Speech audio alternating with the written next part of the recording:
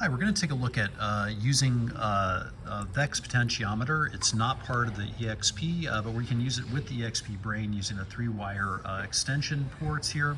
So basically at the left here, we're going to, actually I'm going to exit out of the drive program.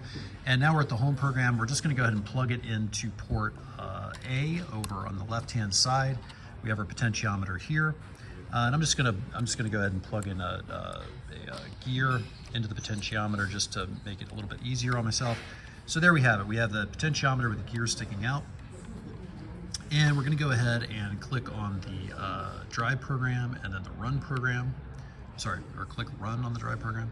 Then we're gonna arrow over to the 3-wire area and then click the check.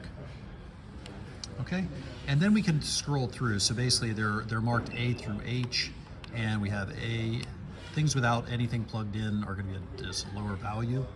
Okay, so here's our potentiometer, and notice that it's reading a value down to 13, and then if we spin it up, notice that we have a value going up to 4,095.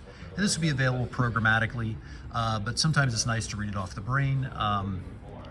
So that you can do some troubleshooting or other things during your design.